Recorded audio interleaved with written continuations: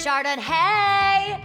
I'm Tracy Lockwood Beckerman. I'm a registered dietitian in New York City, and it's my job to help you figure out what to eat and why. I'm here to answer all of your questions. How are wine and champagne made? Which is actually better for you?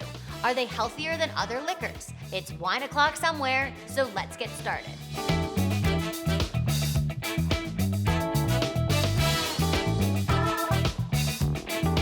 We often hear that drinking red wine in moderation has health benefits, and as it turns out, that might just be true.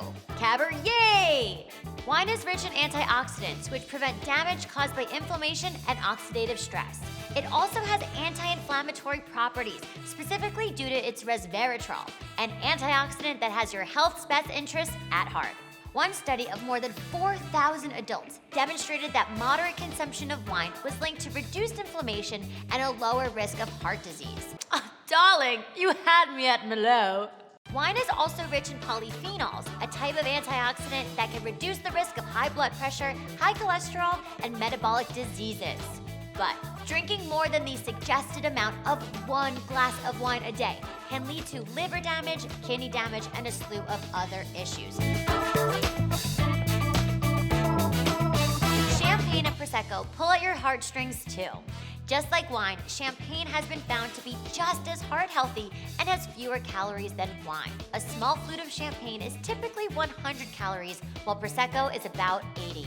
Champagne's carbonation also promotes slow imbibing, meaning you will consume less alcohol and absorb alcohol into your bloodstream at a slower rate. This is better for your health, since too much alcohol in your bloodstream at once can be dangerous.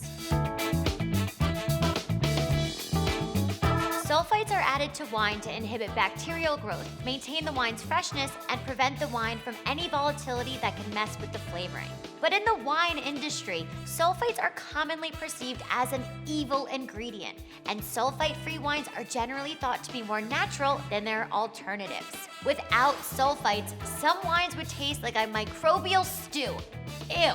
However, that rawness is what some real wine lovers want in their wine. Don't ask me wine, they have their Rieslings. There are less sulfites in wine than in some processed foods, so unless you are sensitive to sulfites, it's okay to drink wine that has them. Organic wine is produced with organically grown grapes, meaning they haven't been treated with any pesticides or herbicides, unlike those that are conventionally grown. However, just because the wine is labeled as organic and is sulfate-free, it doesn't mean that the wine is free from additives, tartaric acid, tannins, or coloring thrown in during the bottling process. And yes, even natural wine is processed to a certain degree. A word to the wise: the lower the sugar in the grapes, the less amount of alcohol. The more the alcohol, the greater the hangover. An ABV of 11 to 12.5% is the money spot.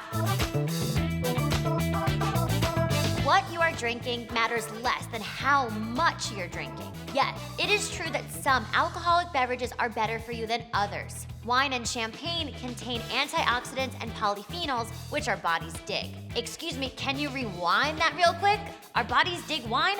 Wine, champagne, and liquor have somewhat comparable nutrition profiles. The most significant difference is the alcohol content and the serving size. A serving size of wine and champagne is about 5 ounces versus a small 1.5 ounce of liquor. In addition, while wine and champagne are approximately 12% ABV, liquor is typically 40% ABV. Now that's a big difference.